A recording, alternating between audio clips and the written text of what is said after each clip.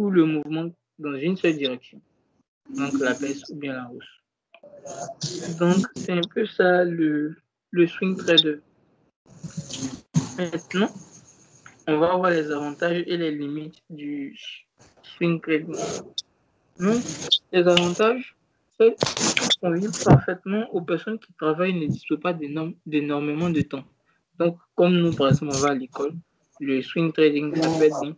C'est-à-dire, on analyse nos graphiques le week-end, on investit lundi et vendredi, quand on est libre, on ferme nos investissements tranquillement. C'est un peu ça le swing trading.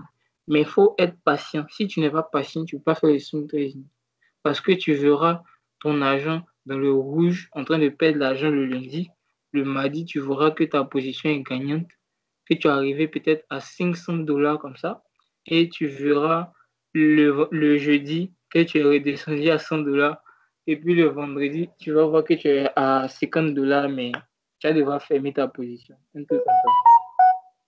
Donc, c'est un peu comme ça que ça marche, le swing trading.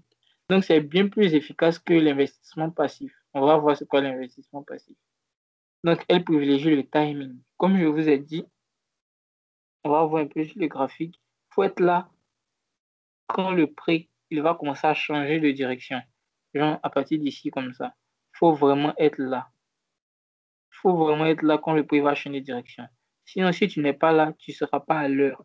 Et tu vas devoir rentrer quelque part là, mais quelque part là, et ça sera très mauvais. Donc, c'est une question vraiment de timing. Il faut être à l'heure sur les graphiques. C'est pour ça qu'on va mettre des alertes, on va privilégier des zones où on va investir, etc. Tout ça dans l'analyse. Donc, le swing trading est bien moins stressant et bien moins contraignant que le day trading, en ce qu'il n'oblige pas le trader à rester devant les écrans pendant toute la séance du marché. Donc, comme je vous ai dit, nous, on va investir seulement le lundi. Et le vendredi, quand on va venir voir ce que les marchés font. Mais chaque matin, on va voir ce qu'ils font. Mais on ne va pas rester tout le temps devant les graphiques comme les day traders. Donc, ici, le capital est trop explosé. Pourquoi? Le capital est trop explosé parce que si on est en train de dormir, on ne sait pas ce que les marchés peuvent faire. Donc, quand on dit sur les marchés, on dit qu'on est trop exposé au mouvement. Il peut y avoir une catastrophe naturelle dans un pays là-bas. Il peut y avoir un attentat. Et brusquement, les marchés vont faire un très grand mouvement et on va perdre notre argent. Donc, quand on dit sur les marchés, on dit qu'on est trop explosé. Et les limites de ça, comme j'ai dit, il faut être très patient. Et les gains mettent du temps à venir. Donc, ça va vraiment durer avant de gagner de l'argent. Donc, le dernier point qu'on va voir, on va arrêter, c'est l'investissement passif ou bien position trading. Donc, l'investissement passif consiste juste à acheter des actions dans le but de tirer des dividendes. Il s'agit ici d'un investissement long terme qui nécessite peu de gestion. On investit dans une entreprise cotée en bourse et nous devenons des actionnaires. Donc, c'est un peu ce qu'on a fait en CS. On va acheter des actions, on va les conserver et chaque période, chaque annuité, chaque mensualité, chaque je ne sais pas quoi, on va recevoir des dividendes. Donc, les dividendes que nous allons recevoir vont dépendre de la performance de l'entreprise. En gros, on sait à quel moment ils vont nous payer. En gros, on sait à quel moment ils vont nous payer, mais on ne sait pas combien ils vont nous payer et on ne sait même pas s'ils vont nous payer. Parce que les performances de l'entreprise peuvent être négatives et ne pourront pas nous verser des dividendes.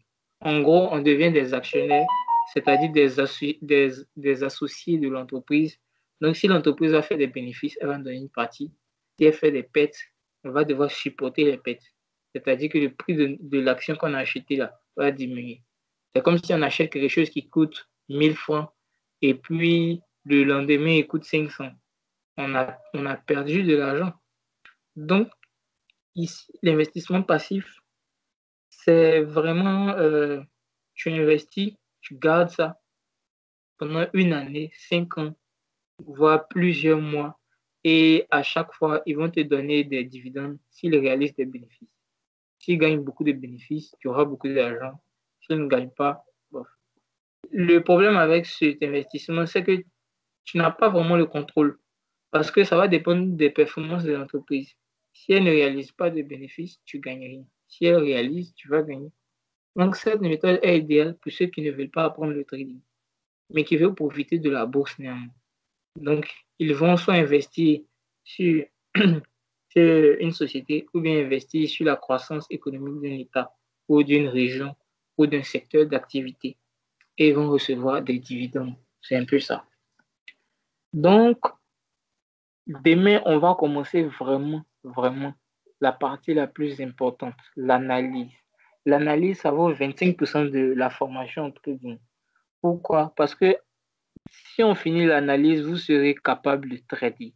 Vous serez capable de faire de très bonnes analyses, de vraiment prédire un peu les marchés, de comprendre les marchés. Donc, on va faire ça demain. Donc, demain, ça sera vraiment très important pour ceux qui veulent apprendre à trader. C'est vraiment à partir de demain que les vraies choses vont commencer.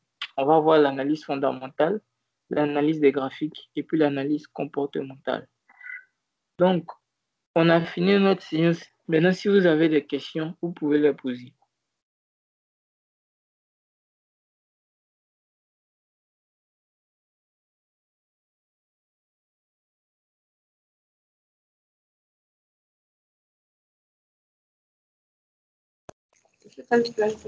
Moi, j'ai une question. J'ai une question. Vas-y.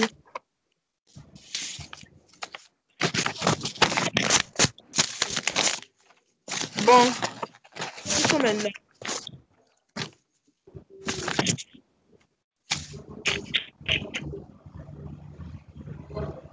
D'abord, concernant la corrélation, d'abord, tu as parlé du gap. Le gap. Tu as dit que c'est un vide sur le marché. Ouais, c'est un vide sur le marché. Le prix doit redescendre. Tu as dit, mais le prix doit redescendre. Je n'ai pas compris. En fait, c'est pas forcément redescendre, ça peut monter. Ce qu'il faut savoir avec le gap, c'est que les marchés évoluent très rapidement. Donc, ils vont créer un vide. Tu vois mon écran actuellement, non? Donc, ici, le marché évolue très rapidement. Il était ici et il est venu ici. Ça, c'était la conséquence du corona sur l'entreprise Zoom. Donc, tout le monde a commencé à utiliser Zoom pour faire les cours vidéo, etc., pour se vendre, etc. Donc, le prix de l'action Zoom a été fortement sollicité. Donc, ça a évolué très rapidement. Mais comme ça évolue très rapidement, ça crée un vide. Et ce vide-là s'appelle gap. Maintenant, le gap, c'est que quand il y a un vide sur les marchés, le mouvement doit venir combler ce vide. En gros, ce vide-là, c'était tout ça. Donc, le marché revient pour combler un peu le vide.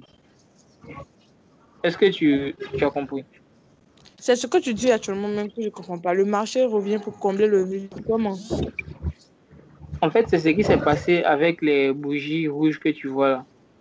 Le marché est fortement évolué, il est passé de là à là. Donc, on a un vide qui est là. Ce vide, c'est le gap. Maintenant, les prix sont revenus. Les bougies rouges que tu vois là sont redescendues un peu pour couvrir ce gap-là.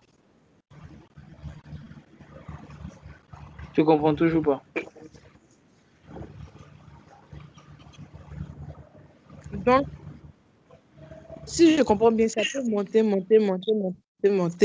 Mais il faut se dire que tôt ou tard, ça va redescendre pour couvrir le gap.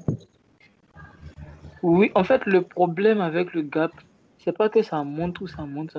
Non. C'est que ça monte très rapidement et en peu de temps.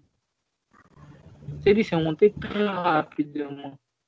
Et quand ça monte rapidement, ça saute des étapes.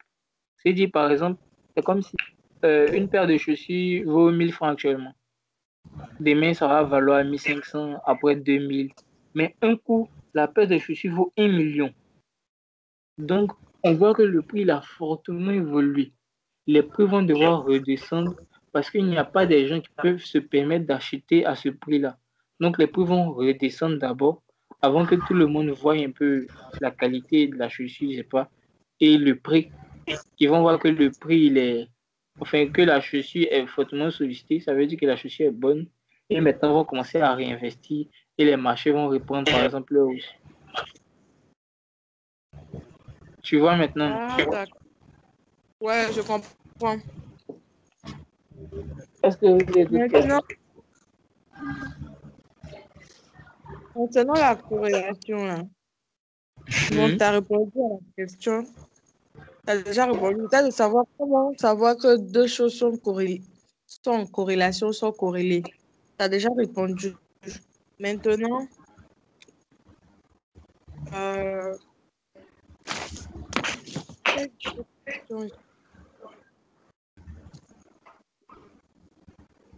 concernant le daily trading, tu as dit Vas-y. on Mhm. commence à l'heure d'ouverture des bourses habituelles et puis on clôture à leur fermeture. C'est ça, non? Oui, c'est ça. Donc, si je comprends bien, on ouvre à une heure et puis à la fin, on clôture, c'est ça. Maintenant, tu dis que de temps à autre, on doit venir, je sais pas, voir lorsqu'il y a des alertes, lorsqu'on programme la gestion, tout ça, tout ça. Mais pourquoi encore? Vu que tu as déjà ouvert et tu fermes à la fin. Maintenant, venir voir de temps à autre, là, ça sert à quoi? En fait, ça sert à gérer l'investissement. C'est comme si tu achetais un produit et le prix du produit est en train d'augmenter. Mais tu te rends compte que un moment, c'est revenu au prix initial. En fait, les prix sur les marchés, là, ça va bouger. Et tu vas devoir regarder les graphiques pour voir si vraiment ton analyse était pertinente, pour voir si ton analyse était bonne. Donc, tu vas venir regarder les graphiques un peu chaque jour pour voir un peu à quel niveau on est. Donc, c'est comme si on était ici. Je vais prendre. C'est comme si on a vendu ici. On va zoomer un peu là. C'est comme si, par exemple, on a acheté ici. On va venir, par exemple, 2 heures après pour voir à quel niveau on est. On va venir après pour voir 2 heures après à quel niveau on est jusqu'à la fermeture des bourses. Si on ne fait pas ça, qu'est-ce qui peut se passer? Si, par exemple, on avait acheté ici et qu'on n'est pas venu regarder, les prix allaient redescendre à la fermeture et on allait clôturer sur une perte alors qu'on était en train de gagner. Donc, il va falloir suivre au moins les graphiques tout le temps pour voir un peu à quel niveau on est et si le marché n'est pas en train de se retourner contre nous. Tu vois un peu, non? Donc, si après analyse, là, on remarque que le marché est en train de descendre, par exemple, on clôture, c'est Mhm. ça? Oui, si tu vois que le marché il est en train de d'aller contre toi, tu clôtures, sinon tu vas perdre. Ok, je vois. Tu vois, non? Est-ce que tu as d'autres questions? Toi, moi, j'en ai. Mais c'est quoi ils appellent clôturer, clôturer? Clôturer, là, c'est-à-dire mettre terme à son investissement. Clôturer, c'est mettre terme à son investissement.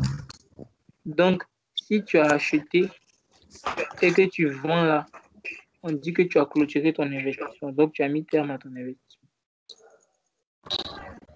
D'accord, merci. Moi, j'ai une question. Mhm. C'est sur les horaires là.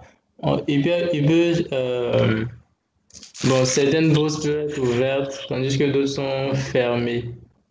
Oui. Maintenant, concernant le Forex qui met en rapport deux devises, donc des paires de devises là.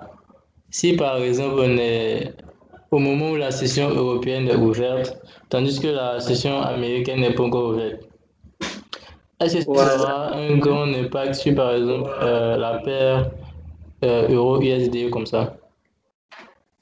Ça, c'est une très, Mais, très, très, très bonne question.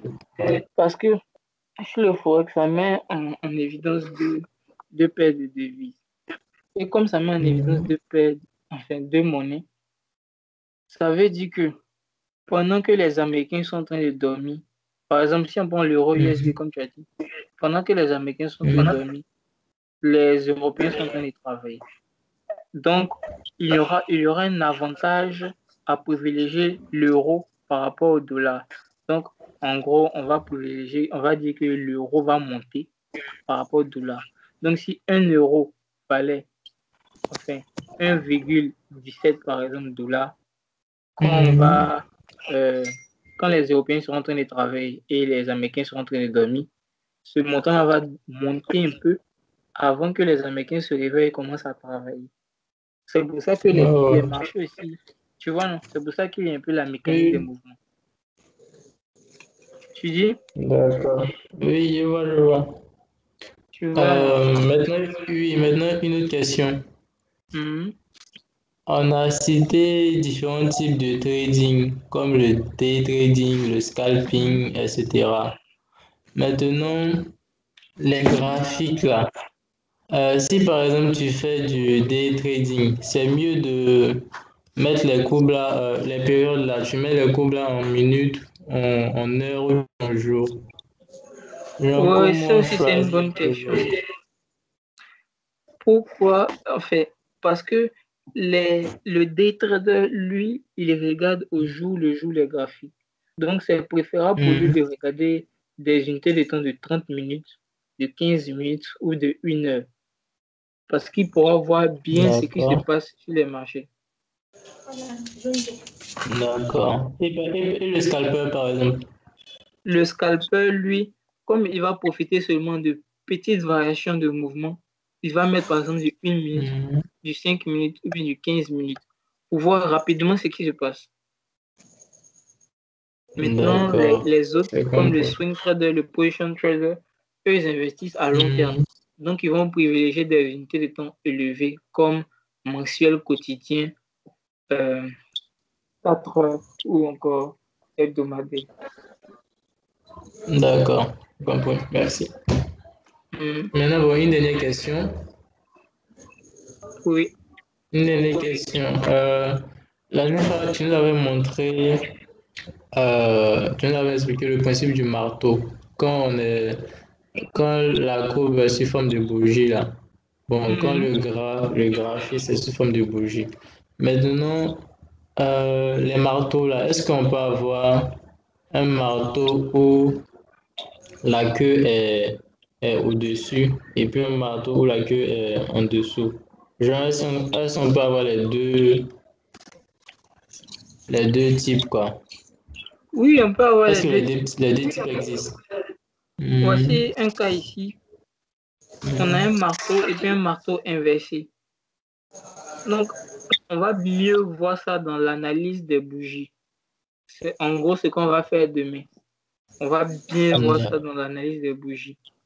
Donc, sur les marchés, là, quand des bougies forment certains mouvements, ils vont un peu prédire ce qui va se passer, comme le marteau ou encore le deuil, etc. D'accord. D'accord, c'est tout, merci. D'accord. Est-ce que vous avez d'autres questions?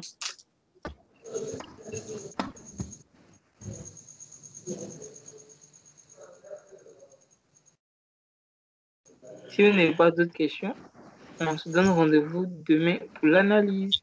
Ce sera beaucoup de pratique, hein, l'analyse. D'accord.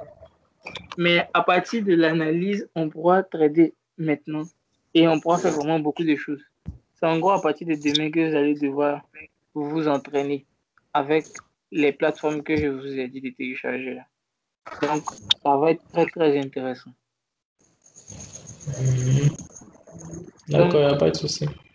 On se donne rendez-vous demain et à ciao. Donc, je vais fermer l'enregistrement. Merci beaucoup. Bonne soirée à tout le monde. Ouais, bonne soirée.